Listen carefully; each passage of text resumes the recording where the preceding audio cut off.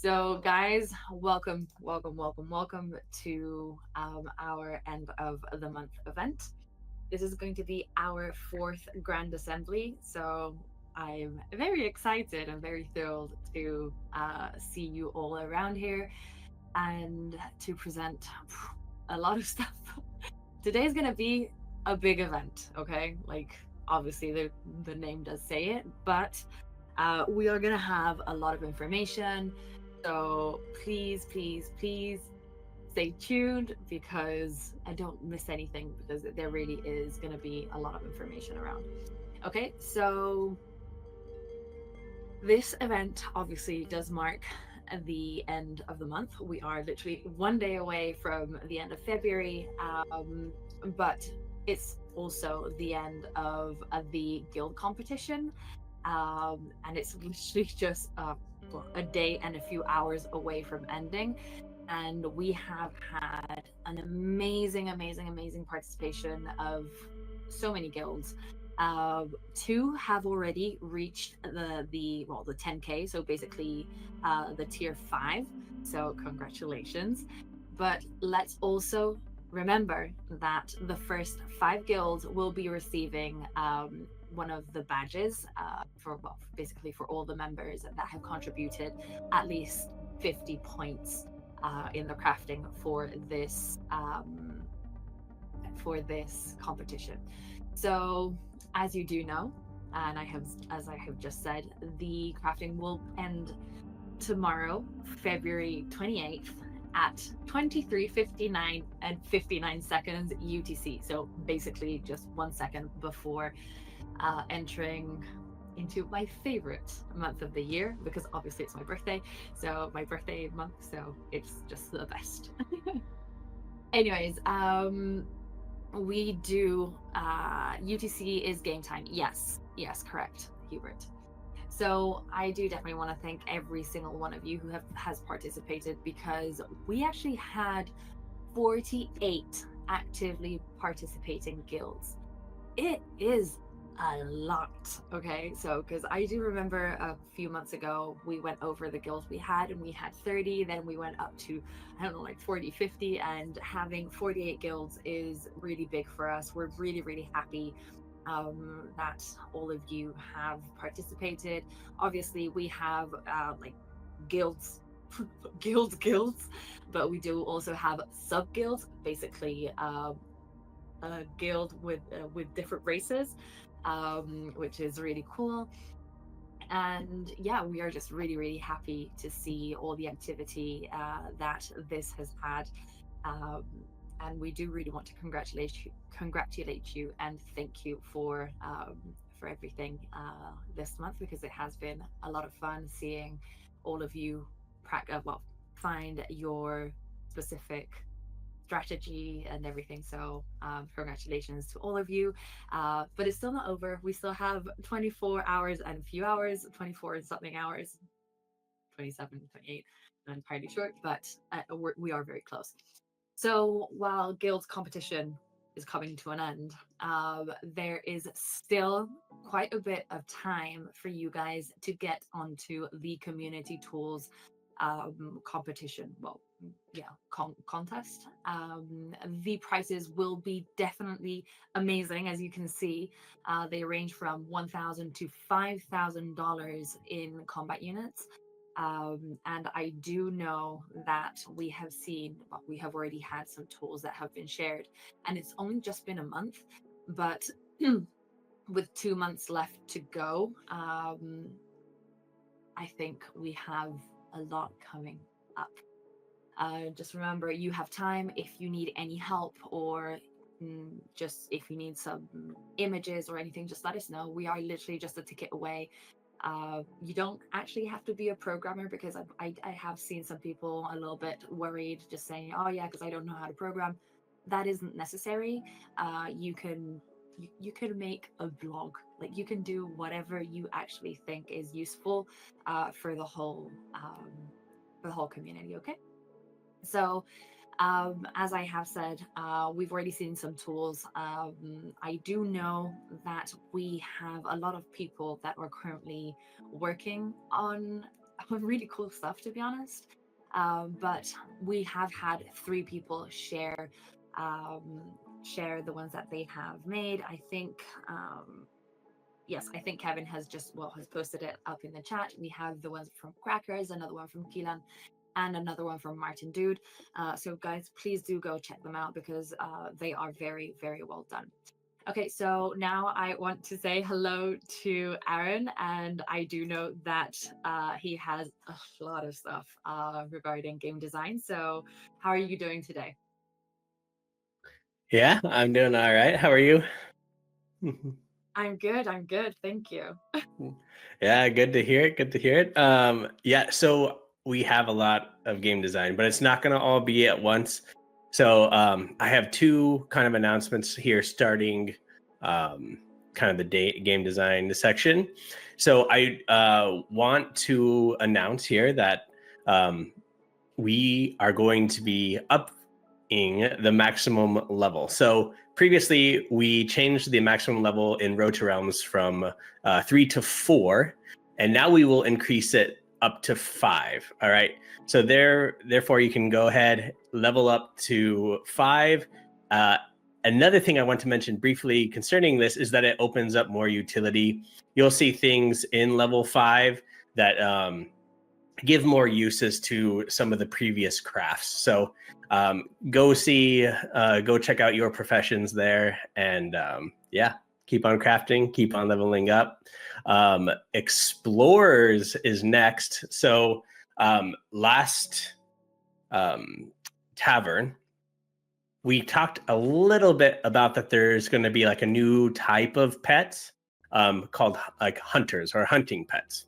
And these pets are actually not going to be NFTs, they'll only be available to explorers. So in their perfection action branch, a pet will be enabled every 2 levels. So 2, 4, 6, 8, 10. These pets, in exchange for water and time, will have one purpose, and that is to go out, hunt, and bring back food. All right. And this resource will be of great importance for the world of Valannia, and we'll discuss a little bit more about that later. So the higher level of the pet, the more food it will bring, but of course that also means it may consume more water to do that.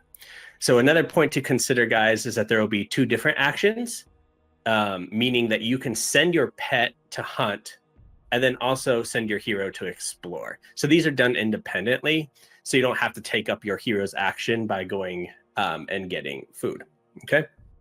So yeah, since this requires water and returns food, the function is sending your pet. To hunt will be on chain. Okay. For now, only explorers will be able to obtain food, and we'll talk about food later here. Of course, that's going to change a bit here in the future. So awesome.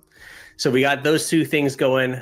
Next up, I have some stats to talk about, and I'm really excited. There's a lot of information here. Actually, I thought there was a little break, but we're going all in.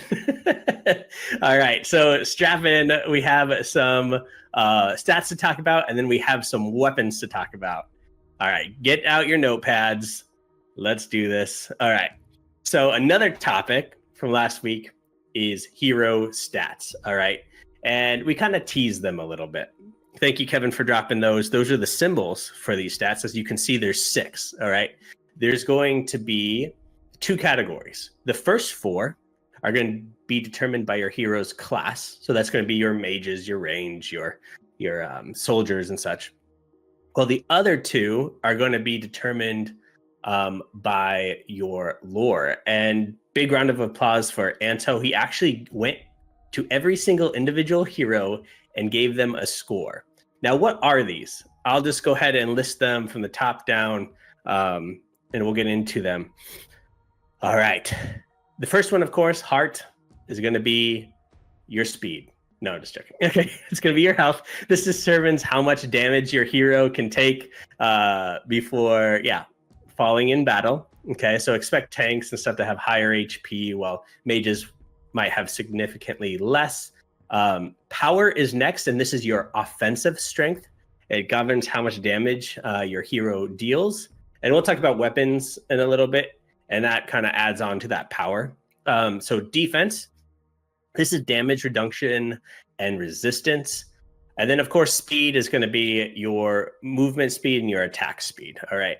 Not all have uses right now, but they'll be factored in very, very soon.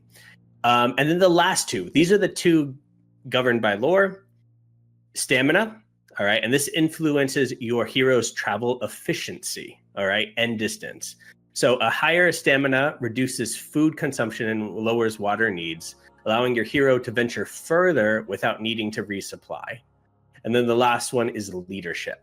And this determines how many units a hero can command, all right? And so far, we're starting off with every race leader out there starts with the highest points available at base level, which is 20. They start with these 20 leadership points, all right? But anybody can upgrade leadership, and we'll talk about that here now. So every time your hero levels up, they'll earn 5 stat points and you can distribute those however you want, all right? So these choices are permanent unless you craft a potion of wipe memory, okay? Which allows for stat redistribution. So it's not really permanent, you just need a potion. So additionally, OG heroes, okay? When we implement this mechanic, you're going to start off with 10 extra stat points. Okay, you were the first heroes in Valannia. You should be rewarded for that. So yes, OG heroes, as this goes live, boom, 10 extra for you guys.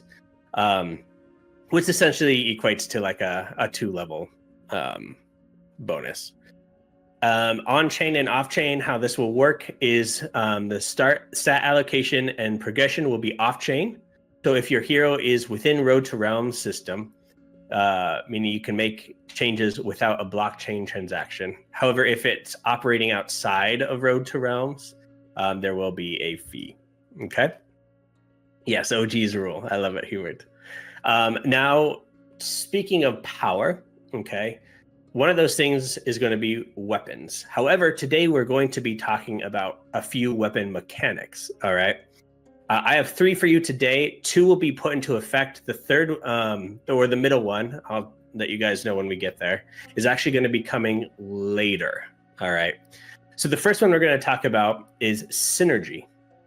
So if a hero is wielding a weapon that matches their class, for example, a mage using a staff or a fighter with a sword, they'll receive a bonus, all right? And this just makes class, appropriate weapons the best option for maximizing, your effectiveness. However, proficiency is going to be another mechanic, and this is the one that is going to become later. I know Kyle and I talked about, how to make this dynamic, and we don't want to only, say, hey guys, if you're a mage, you have to use a staff, right? So over time, heroes will build a skill with a weapon they use frequently, even if it doesn't match their class. All right. This means a mage who consistently wields a sword can gain bonuses with it, making off-meta weapon choices viable in the long run. Okay. This mechanic will be introduced in the future. So, like I said, stay tuned. All right. So yes, you can have a tank that has a bow. All right. That'd be pretty badass. All right. Durability. This one's an important one to keep in mind. So weapons are going to wear down over time, and their longevity depends on the materials they're crafted from. Okay. A weapon formed from high quality metal will last longer. So, for example, a sword made from, spoiler alert, Kron scale is going to be much stronger than a sword made from iron, okay? Or have more durability, I should say, and stronger.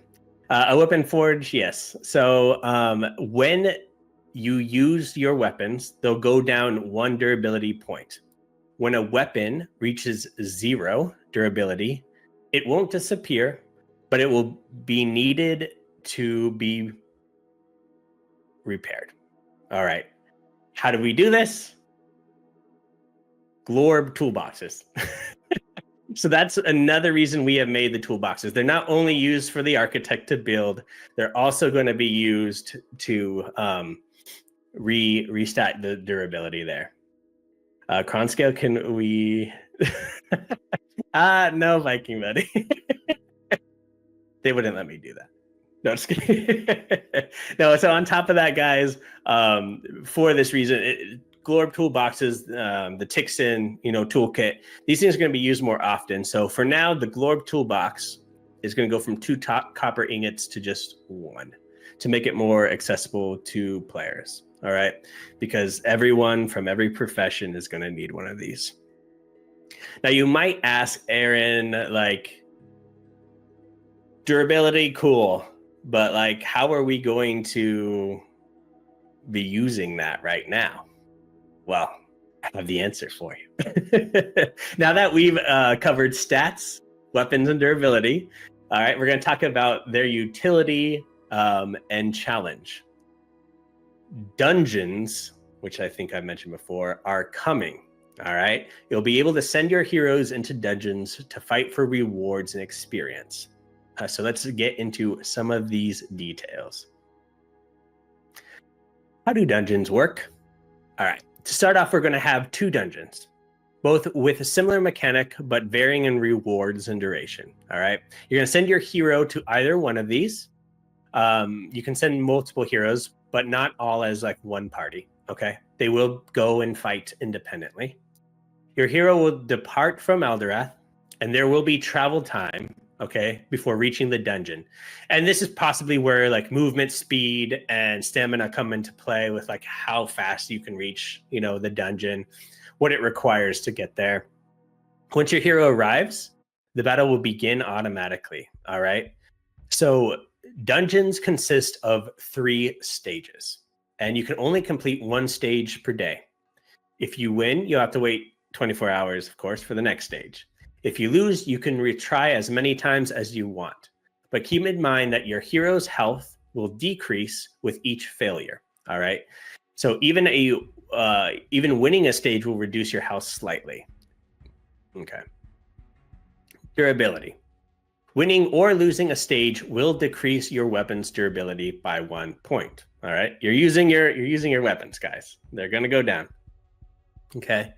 If durability reaches 0, you'll need to repair it with a Glorb toolbox, like we said before.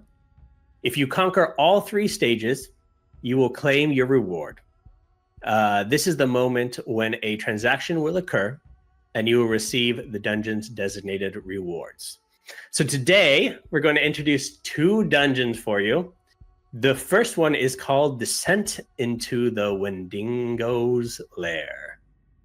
All right. And we have an image there. The Wendigo. Wendigo.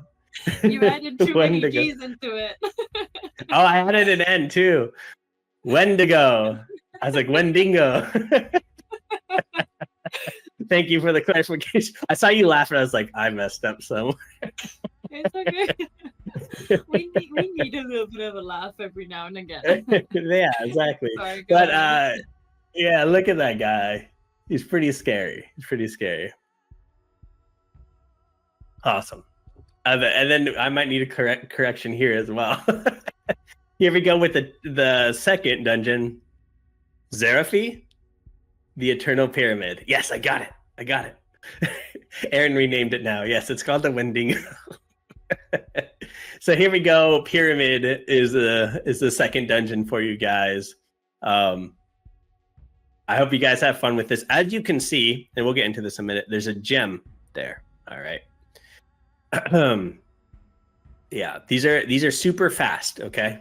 It's just the waiting period when you pass that takes that 24 hours, okay? As seen at the top section of the dungeon screen, each one will have travel time from Eldorath, difficulty level, and kind of a success rate depends on your hero's level, equipment, and so on. So each dungeon offers different rewards, including a unique gem specific to the dungeon. Now, this unique gem is actually the gems we already have, but this is your new way of acquiring them. Okay, a random item, and a random item which can be anything from a simple scroll to or legendary weapon. However, legendary drops will be extremely rare. I don't want to go into an example because I'd spoil, I think, our plan for one of the items. But prepare your heroes, guys. We'll have some fun uses for those legendaries, and venture into the depths of dungeons for glory and rewards. Awesome. And with this release of dungeons, all right, we will inform you about there's going to be a nerf and adventure, because this is our slow next mechanic, okay, where you guys can get these gems and items. We want to reward people who are playing Road to Realms and those who venture into the dungeons, along with all the mechanics. So therefore, the adventure will be nerfed by 25%, okay? As you've indicated, we will reward people who are actively playing in Road to Realms. However, remember that in Realms, the full release, many more rewards will be obtained, okay? So that's kind of the little caveat there. Dungeons, awesome. Adventure goes down 25%, okay? So we've kind of already teased, and this is my last little section here, that you're going to be taking damage, right? So we've talked about food, there's a little bit of water, there's potions that you guys kind of know about. So we're going to get a little bit more into that. Dungeons might be a bit rough at first, all right? So keep pushing hard at it. You're going to need HP recovery. So here's the 3 ways to do that. Health potions, guys, crafted by alchemists. And these guys restore 25 HP instantly. All right. As the game progresses, stronger potions will have higher recovery available. There's food. Remember how explorers can hunt with their pets? This is where the food comes in. So food restores 5 HP every 30 seconds. All right, you can use a food instead of working instantly. All right, you can queue up multiple food items, and your hero will keep eating one every 30 seconds until they're back in fighting shape. So if you guys want to wait the few minutes, food, you can do that, or just hit the health potion. Yeah, instant HP recovery. There's a third option as well, resting. If your hero isn't crafting, adventuring, or doing anything active, they'll naturally recover 10 HP per hour. So yeah, if you run out of potions or you just don't have it on you, just rest a little bit, chill, be a chill guy. Now, pay attention. If your hero drops below 20%, they won't be able to do anything. Okay, no crafting, no dungeons, no adventure. If you ever want to remove a hero from Road to Realms, they'll need to be at full health first. All right. So to make things easier, you're going to have 4 quick access slots for consumables. So you can put your health potions, your strength potions, your food, wipe memory potions there. And here's the best part. You can send any number of potions to Road to Realms in one transaction. All right. And once they're in game, using them won't require an extra transaction. Just click the potion and your hero heals instantly, or click the food or whatever you're doing. Okay. So yeah, no transactions there. You can bring it all in. And I hope you guys have fun. It's been a pleasure. I'm going to actually bring up Eric here next, and we'll talk a little econ. And I'll see you guys in a bit. Eric, how you doing? Good. Hey, real quick, Aaron. Really cool stuff, guys.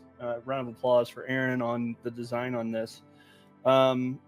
What we started off with was kind of a realization that we wanted to try and speed up the game a hair. So call it like a controlled explosion is what we were going for in going forward. But we wanted to make sure, guys, that we've I think where we can say we've got a foundation of an economy. It's a very young economy, you guys have, especially this last month, really, from an economics perspective, you've broadened the supply. So many different people playing with the guilds has helped actually the economy feel and function better. It's not perfect yet. We all know that, but the activity is definitely increased.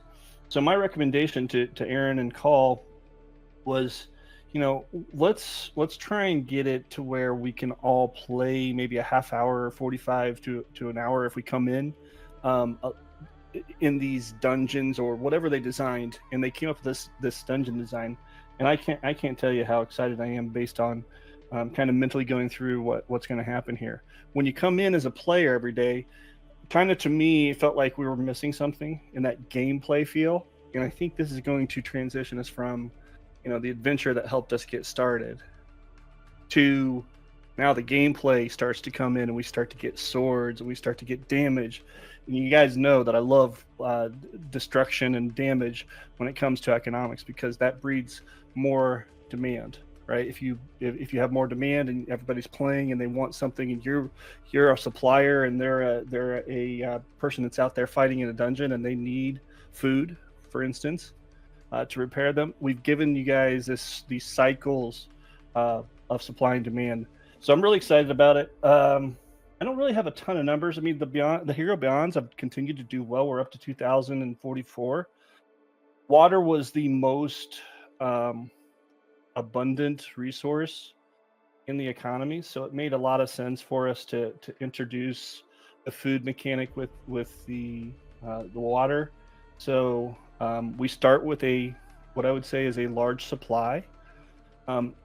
The idea behind the water and the way that we put it together was, it's not going to necessarily hurt you guys to use the water. It's a base type resource to get the base type resource for food that's going to allow us to get into the dungeon.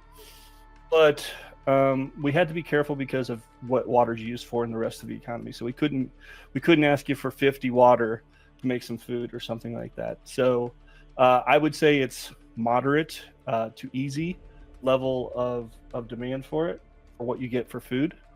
But we also want you to play. So the food will allow you, if you don't have the money or the resources to get, the health potion, you can continue to play with food.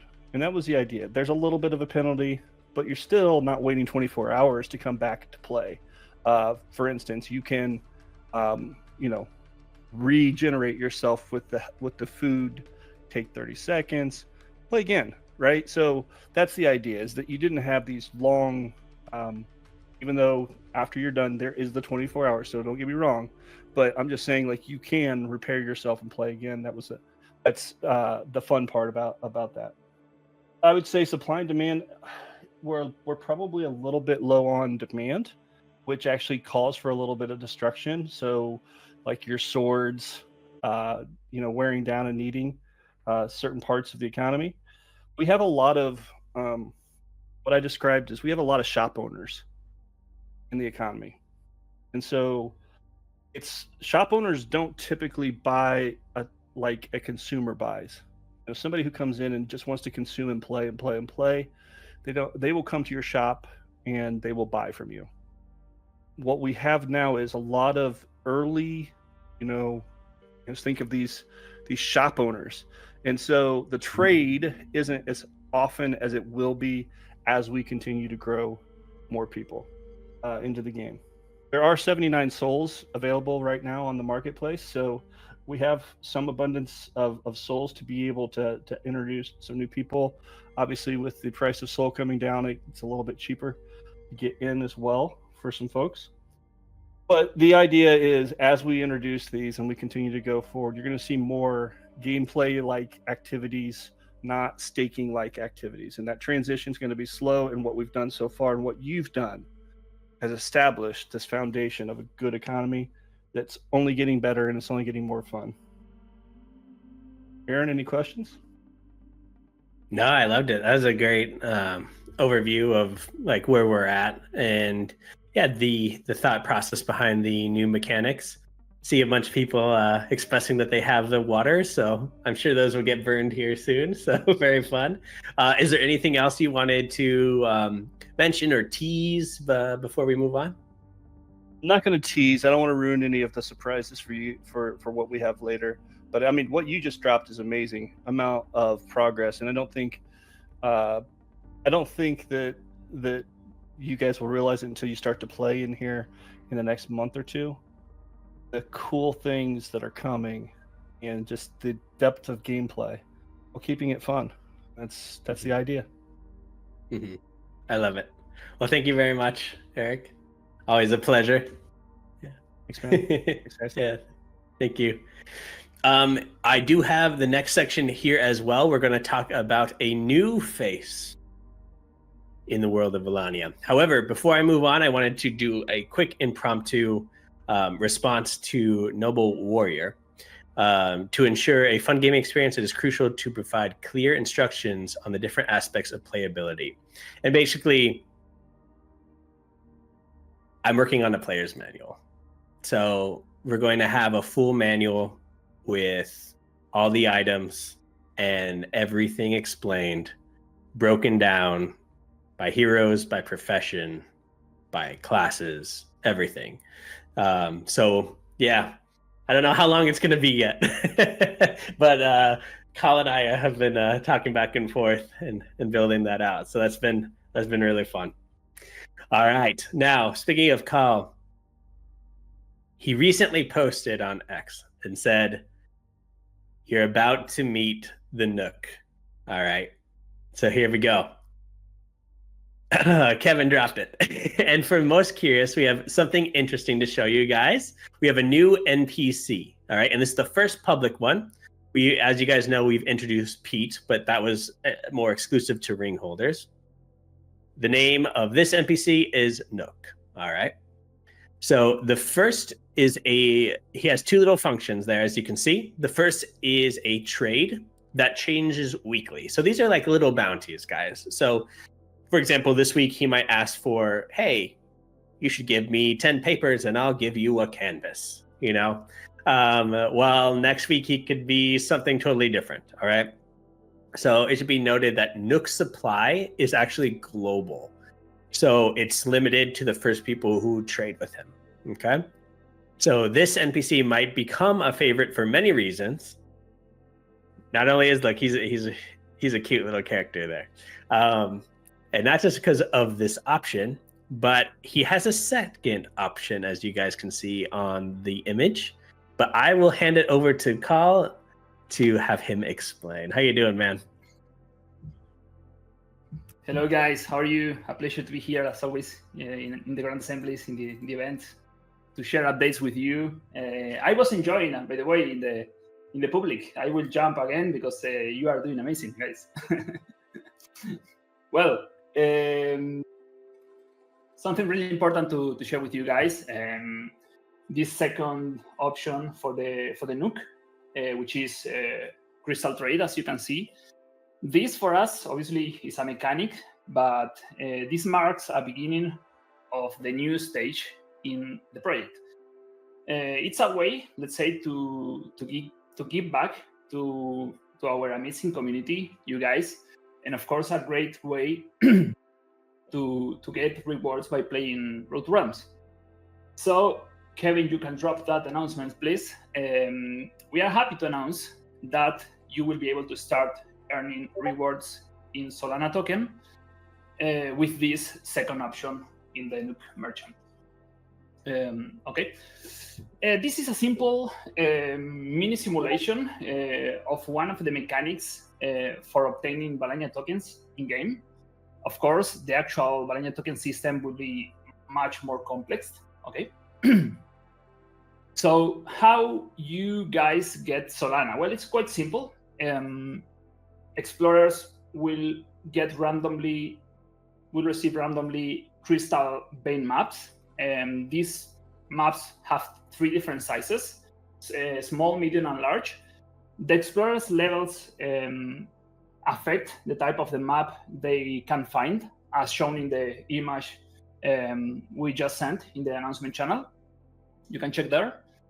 So yes, once the map is obtained, a miner with a high enough level must extract the crystal. After the crystal is mined, it can be delivered to the Nook in this option you see there, with obviously processed gems, and that's simple. You get the Solana rewards.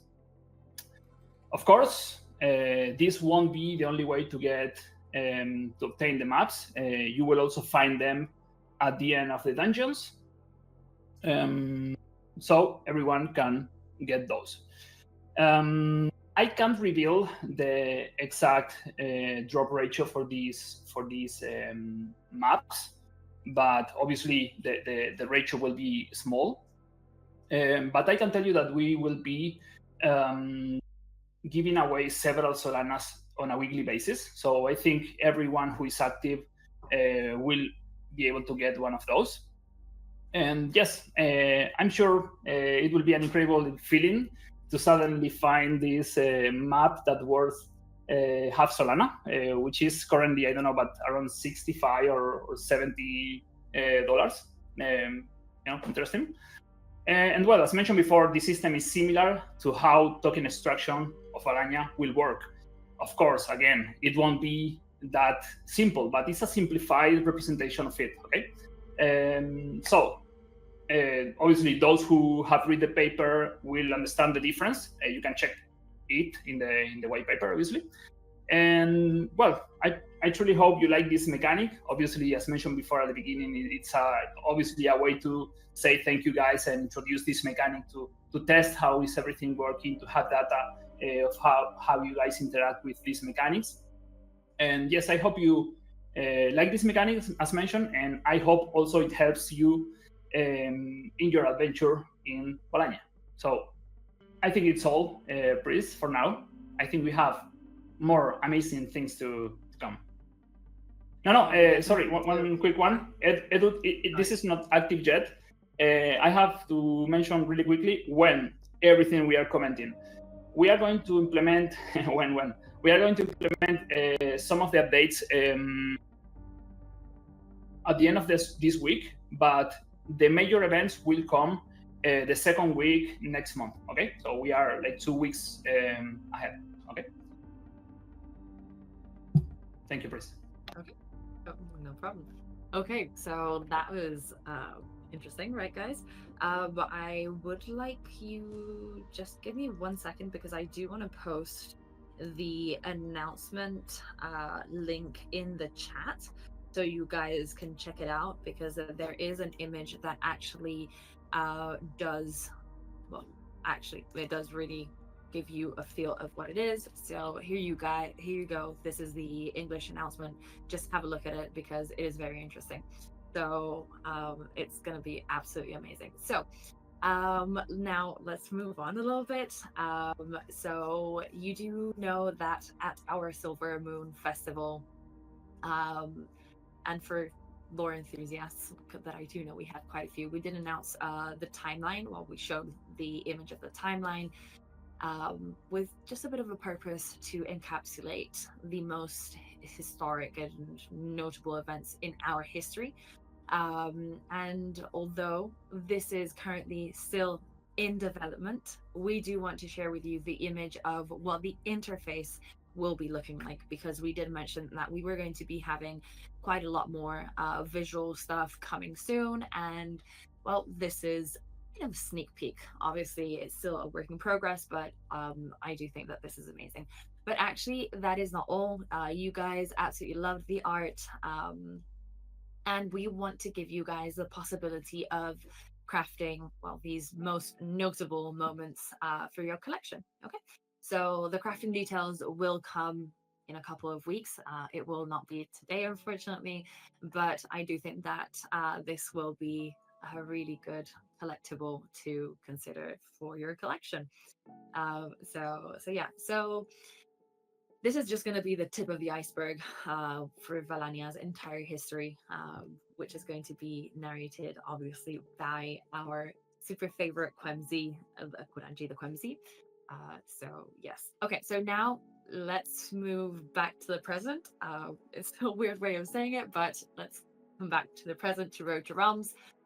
And we do know that most of you currently have several heroes, and therefore several wallets, because as you know, in Road to Realms, you can currently only use 3 heroes per wallet. So today, we bring you really, really, really good news. I do know that lots of you are going to be very happy about this, and we're going to be opening up the possibility for you to have 5 heroes per wallet, but it will have a limitation. Okay, so you will only have the possibility to have 3 professions per wallet.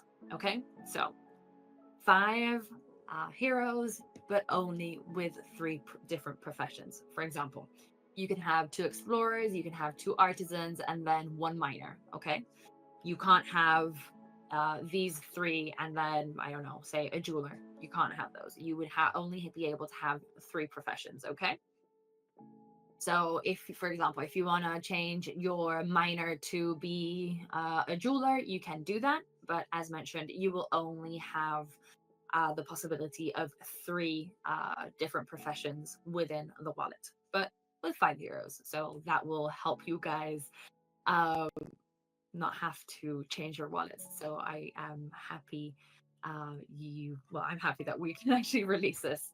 Can we switch professions in time? Yes, you can. You can unlock one. You will lose all the points, obviously, and then you can change into another one and lock that in. Okay, so there's no problem with that. It just has to be maximum 3 professions in your wallet. Okay.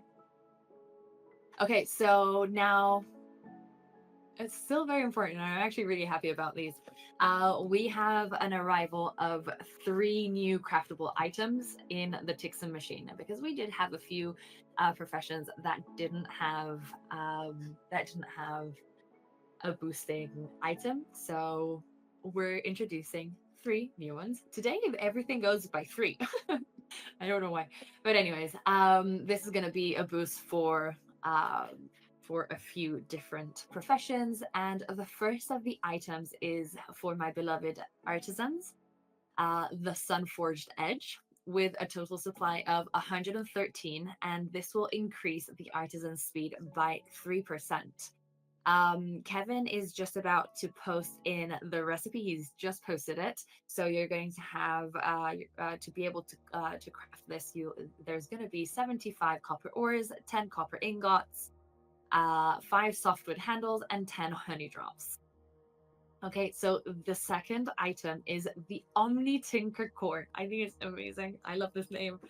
And we're going to have a total supply of 109, and this item will obviously be for engineers, and this will also give you a 3% increase speed, sorry. So 10 copper ingots, 10 copper wires, 15 liquid valanites, 10 processed valanites, and 10 glass. How cool is this item? I love it. Love it, love it, love it.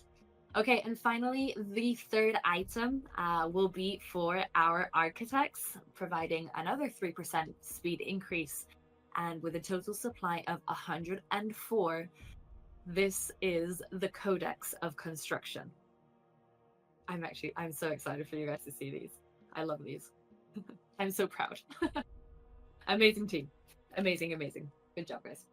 So the recipe for this will be 40 clays, 10 pieces of paper, 15 honey drops, and 10 liquid honey drops. Yep. Okay. So, more things. I've already told you at the beginning, we have so much to tell you guys. We do have more positive news, and this is going to be about the implementation of priority feeds. So we're going to be adding a new feature that will make your life easier when crafting. It will basically allow you to sleep more peacefully, or sleep without having to wake up every 2 or 3 hours, or because I do know that some of you have alarms set up. So this will help you have a good night's sleep. Yes, it's going to be queuing. I made a little spoiler at the beginning of the of the event, but yes, this is going to be queuing. Basically, this means that you will be able to add more crafts into a queue. And the second one will start as soon as the first one finishes, and so on. So this will be up to 8 hours. Okay, so this means that you will be able to add in 8 crafts in the queue. So will give you obviously flexibility when you're not near the computer or finally having your beauty sleep. So yeah, just note that anything exceeding 8 hours, like for example, the alchemy, the discovery alchemy recipe, you will not be able to queue. Okay. But anyways, this is very good news. But there is more to it. Guys, I'm really happy to be the bearer of good news all the time. So it's not just about the queuing. This is interesting, guys. Please attention. The queue, like whenever you queue, yes, Hubert, good job. We are going to be having less fees. So basically, when you have 4 or more craft, half of those actions will have a 100% fee reduction. Yes, guys, you heard correctly. If you guys queue 4 crafts, 2 of those will be free. So if you craft 8, if you put in 8 in the queue, you will only pay the fees for 4 of those actions. I know, right? It's so good. Boom, mic drop. Yep, definitely. So obviously, super happy that we're able to do this for you guys, and that this encourages you to, just to craft more and get more items out there, and, just move all these items around. I think this is going to be absolutely amazing.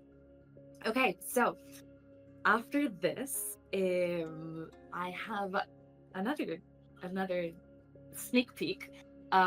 So as you do know, I love that you guys are so excited. This is amazing. So a couple of weeks ago, we started presenting the artistic representations of 2 castles. We shared the Altari and the Xanthar. And today, there is no exception. Today, it's the turn of one of the most loved, races in there.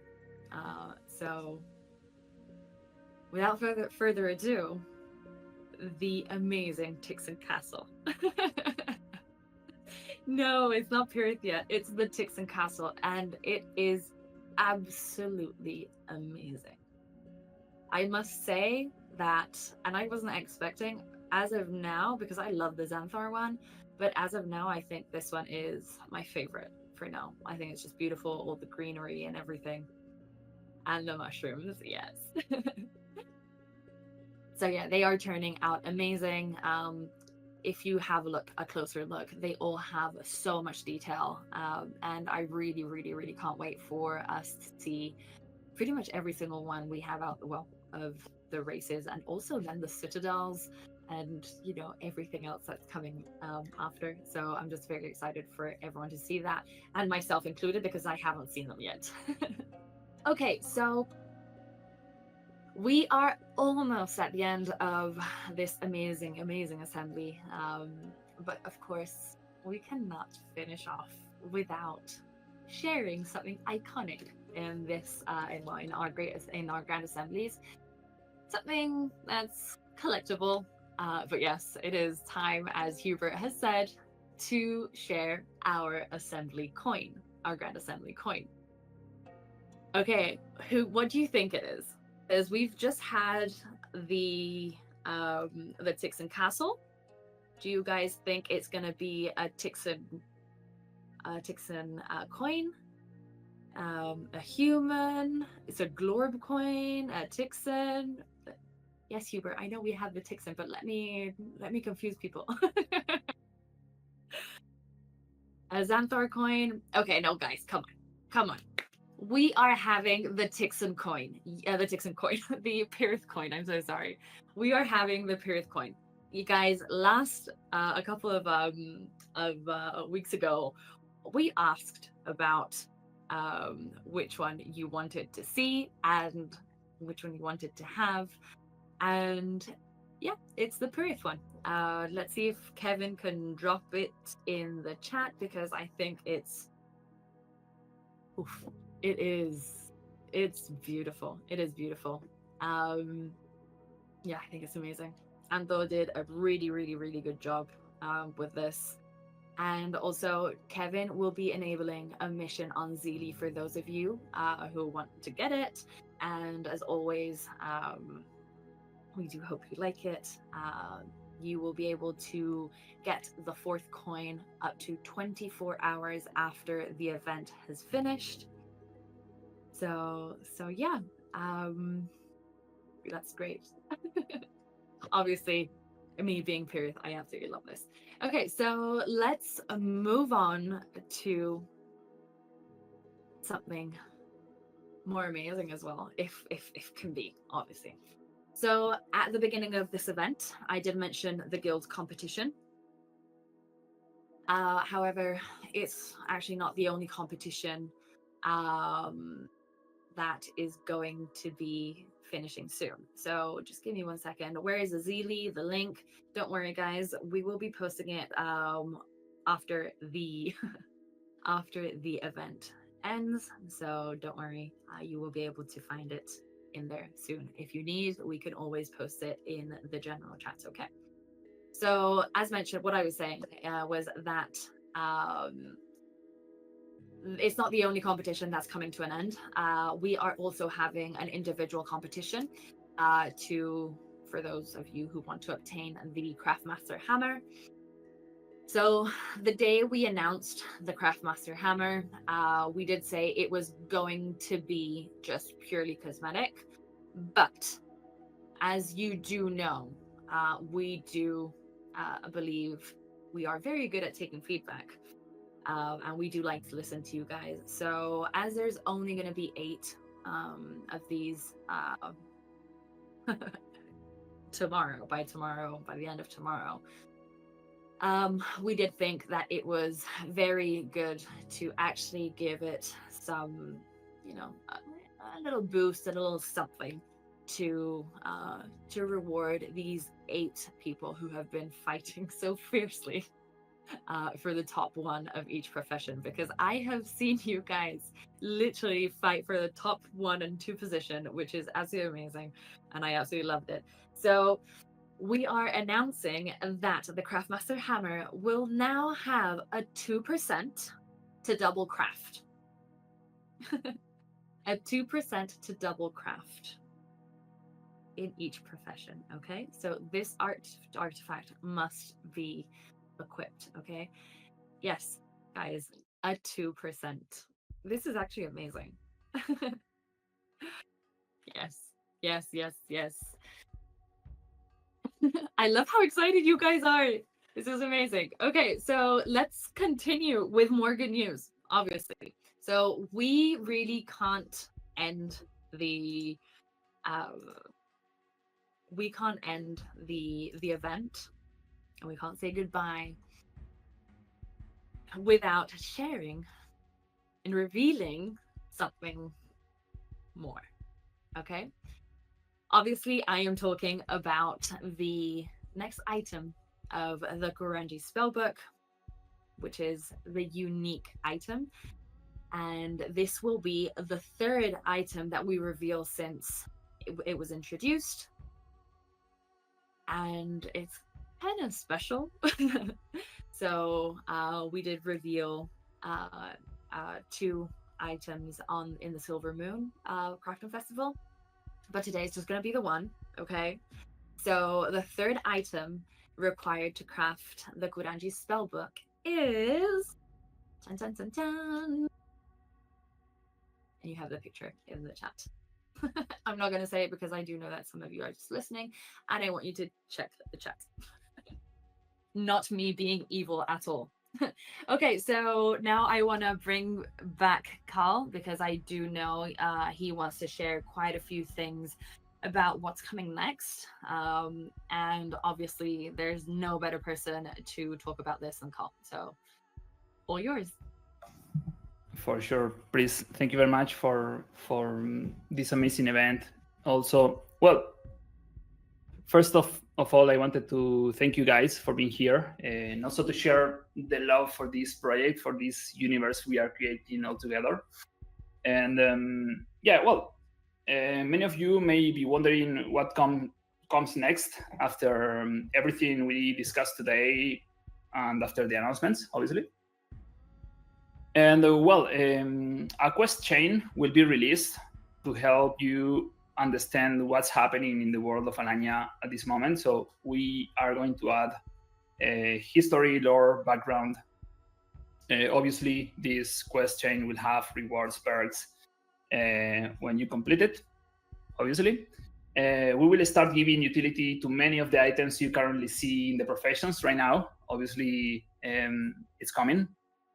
We will dive deeper into guild mechanics. And yes, without revealing too much, we will introduce strongholds. Okay, strongholds is the first guild structure we are going to reveal. Of course, don't expect this structure to be easy to craft, as obviously it's a guild building. However, it will provide great benefits, and yes, you will be able to place it on the Valannia map if you control that territory when the time comes, of course. As you saw, we are going to introduce also more multimedia content. I can't wait, guys, for you to see and learn more of what we have in the lore, in the background behind Valannia, because I enjoy it a lot. And I'm the founder, and I'm like part of the community in this specific topic. So I can't wait for you to see and learn more.